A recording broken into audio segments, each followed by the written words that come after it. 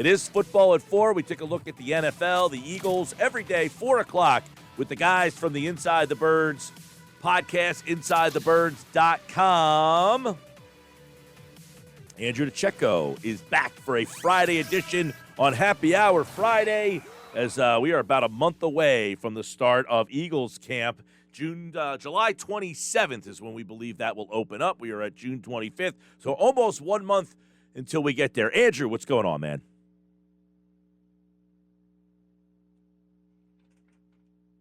I do not hear Andrew. Is that me? Is that him?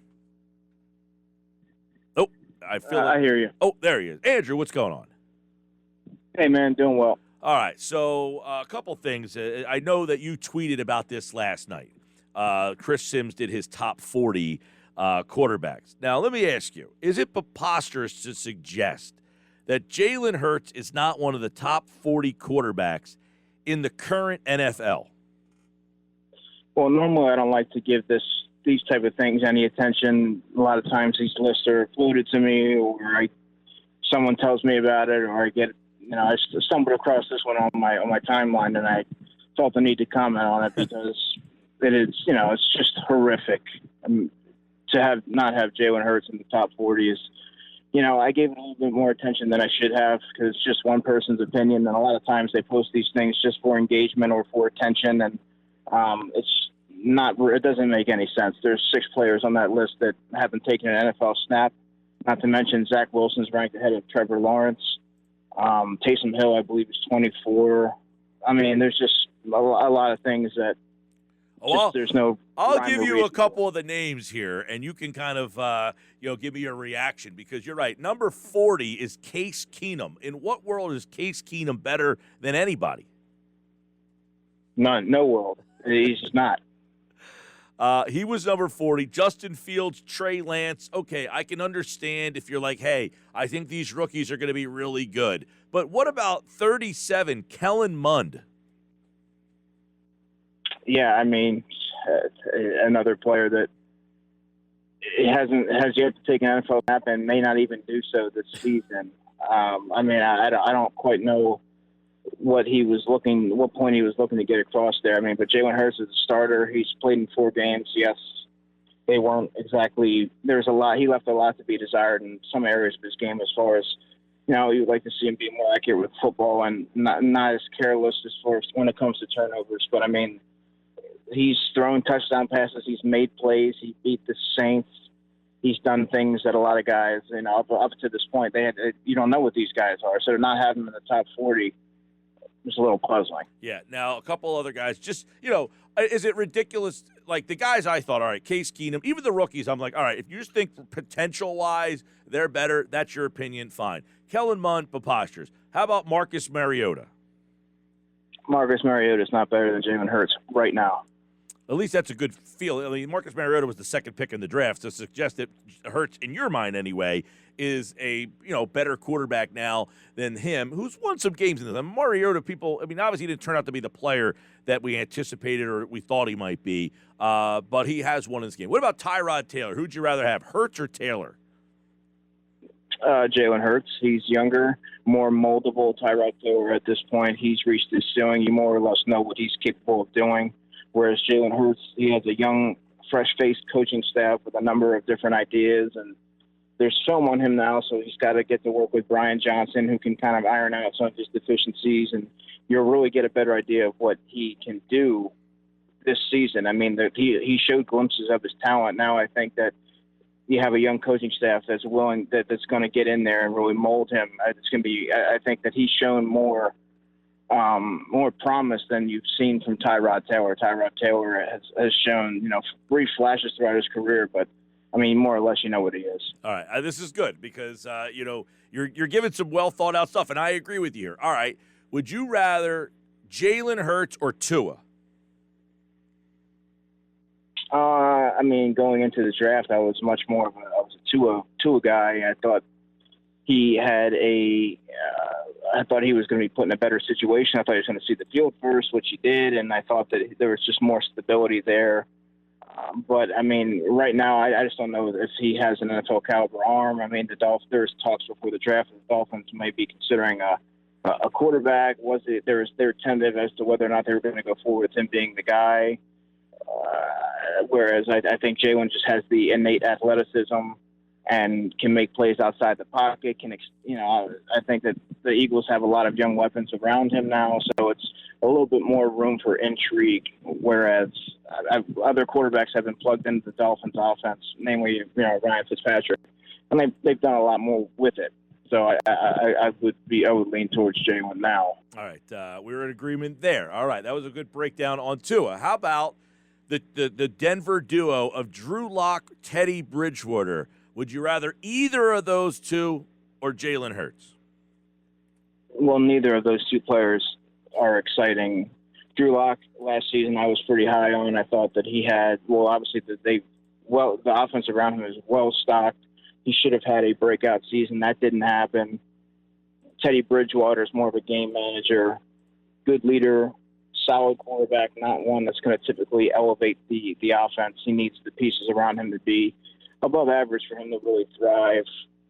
So, I mean, those two, they don't have a skill set that really excites me, whereas I think Jalen has a high ceiling. It's going to be up to Jalen to take to his coaching and really work on some areas that really some blemishes in this game that really just can't happen moving forward if he wants to have any semblance of success at the next level. And by the way, this isn't, I don't think, Andrew or myself suggesting that Jalen Hurts is a top 20, 15 guy, but these guys so far are the guys ranked ahead. Chris Sims, who put this list together, and you're right, I don't like to say this list is the be-all, end-all, but it's certainly conversational to suggest where you view him in this league. Now, Jared Goff, I actually thought was a little low on the list. I thought that was kind of a slap in his face. So would you rather Goff or Hurts?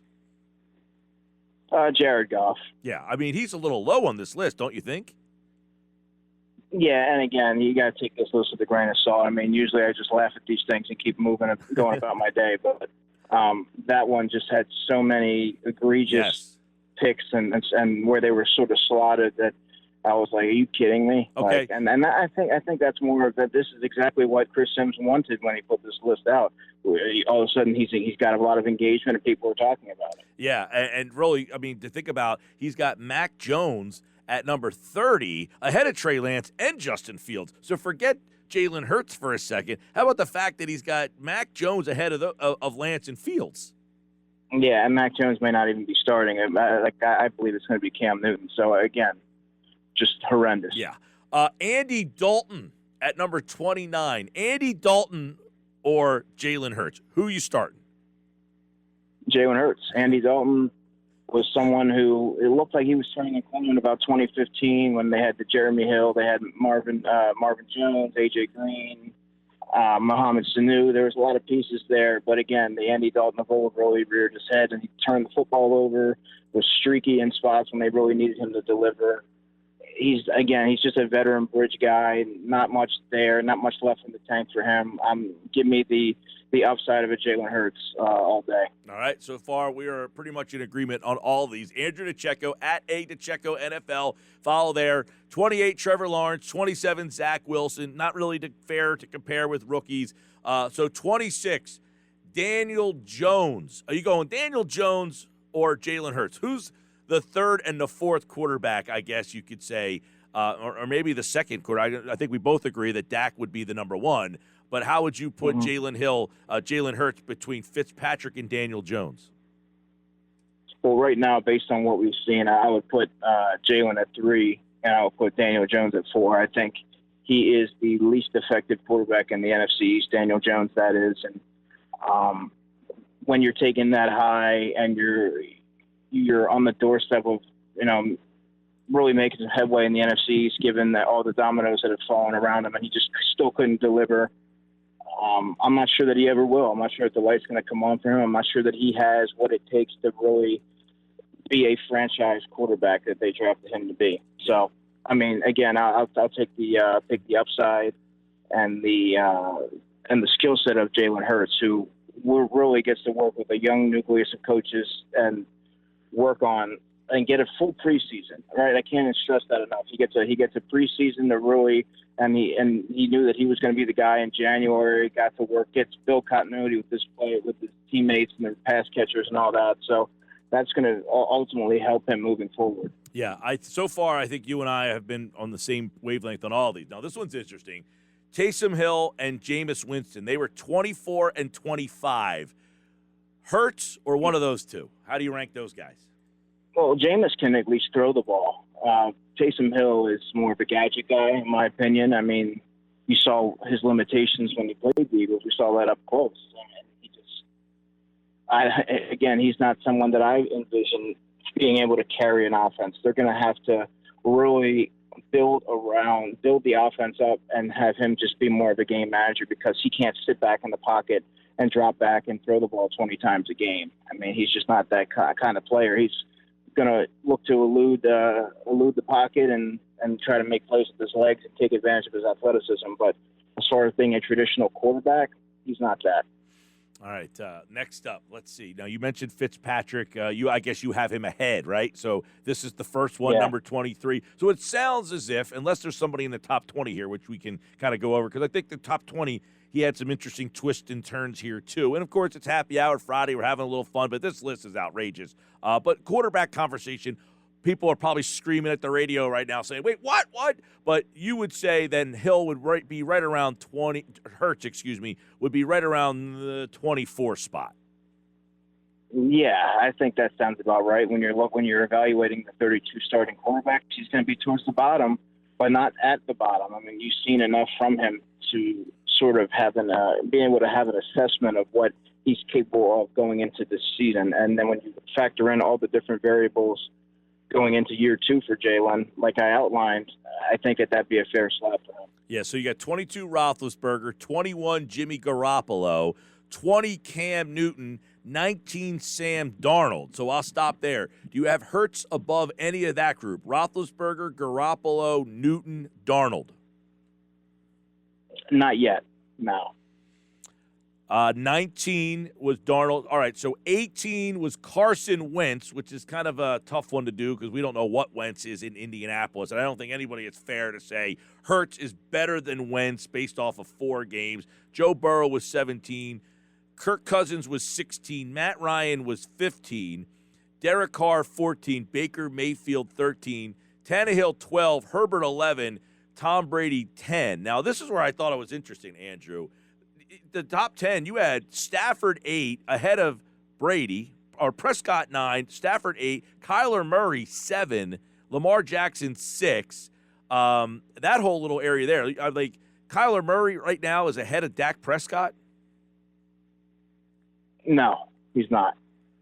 I think, people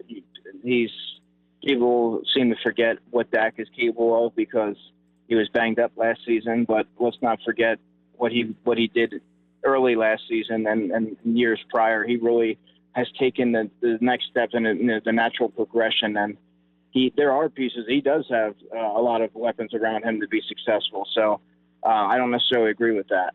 All right, and then a couple more that were kind of head-scratching here. Andrew DiCecco's with us here. We're looking at this Chris Sims top 40 quarterback countdown, which seemingly is preposterous. We've got Kyler Murray, 7, Lamar Jackson, 6, Russell Wilson, 5, Deshaun Watson, 4, Aaron Rodgers, 3, Josh Allen, 2.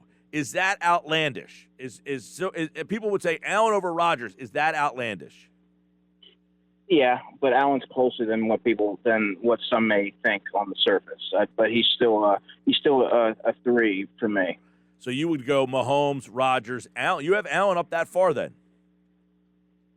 He's either 3 or 4. I mean, I don't make lists. That's not something that I do. I just, I kind of just base it off of what as we're kind of going through this. But definitely Mahomes and Rodgers 1 and 2. Yeah, I mean, and look, I'm not a guy who has like my list hanging out in my back pocket, like, oh, this is the way I have them. But just seeing that on the surface, I would certainly say Mahomes is probably 1, Rodgers is 2. What is it about Josh Allen that has propelled him? Because I think he's an interesting guy. When he was drafted, very inaccurate, strong arm. What has he kind of done to make himself, in some people's mind, a top 5 quarterback? Well, the Bills added Stephon Diggs, which really will help any offense. He has a bona fide deep threat. I think that just working with the coaching staff around him, they've sort of familiarized himself with what he's good at and what he's not good at, and sort of built the offense around what he is good at. He's got a powerful arm. His accuracy has improved. He's less skittish in the pocket. He's more willing to hang back there and make the throw and work through his progressions. He really has taken a significant leap in his progression. So I think that he still has he has yet to scratch the surface of what he can really do, and I think he's trending upwards, and he will be in the conversation as one of the top quarterbacks, and I should say one of the top two in the near future. What do you do with Lamar Jackson? How do you kind of view him? Is he a guy who's ascending? He was the MVP. Is he descending? What is your view of him? Well, he has a lot to prove. I wouldn't necessarily call him ascending or descending. He's kind of just you're looking for him to take the next step. His accuracy needs to improve. There's no doubt that he's a dynamic talent and one of the most electrifying players in the open field. But he also has to, when you saw when the Bills got out to a lead and he had to sit back there and make throws, he wasn't necessarily able to do that. I mean, they invested a first-round pick in Hollywood Brown, and they have Boyk in there, who's very athletic and a big, tall guy that can go up there and get the football. And they have Mark Andrews, who's like, there are weapons there. And sometimes I feel like they're underutilized because of the quarterback. So, I mean, there's no doubt that he's tremendously athletic. Now it's just, can you take that next step? Can you be a guy that can sit back there should your team fall behind and make plays with your arm? That's the question that needs to be answered. Andrew DiCecco, of course, Football at 4, powered by the Inside the Birds podcast. I loved your answer, too. I rarely exert energy acknowledging these lists, but to not have Jalen Hurts on this list is an absolute joke. And when I saw that, I said – I was very intrigued to get your opinions on some of these guys, and so far you've done a great job on breaking these down because I agree. Like, some of these guys are ridiculous. Even the other side, like Justin Herbert at number 11. Well, it's not ridiculous, but to have him or like Tom Brady number 10, the guy just won the Super Bowl last year. Was he great? No. But, I mean, Kyler Murray at number 7 is mind-boggling to me. I mean, he's got a long way to go. Mayfield will be very interesting, so – it'll be very interesting to see how this all kind of plays out because I love the quarterback conversation. Of course, you do a great job of breaking them down. I'll leave you with this then. Of the rookie quarterbacks, which one has the best year? I'm going to say Justin Fields. I think Darnell Mooney takes a big step forward. The second-year receiver, he's going to be a good vertical threat for him. And I really like Justin Fields' skill set coming out of the draft. I thought he was a very mature player, plays within his skill set, and I think that he's going to have a decent year. I'm not high on Zach Wilson. I think Trevor Lawrence is going to endure some growing pains in Jacksonville, and I don't know that Mac Jones even starts over Cam Newton. So if I had to pick one right now, I'm gonna go ahead and say Justin Fields. Now, the fact that your latest article at InsideTheBirds.com is looking at cornerbacks for next year, I guess that tells you all you need to know about this group of corners. Oh, yeah, easily the weakest cornerback group. The weakest cornerback group in the National Football League. They will do something there. They have to.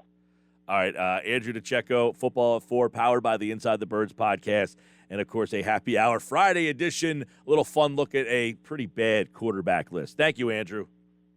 No problem, man. Have a good one. All right. Andrew's back on Tuesday for more Football at 4. Jeff's here on Monday. And, of course, on Wednesday, Adam Capital on Thursdays. The Inside the Birds crew brings you Football at 4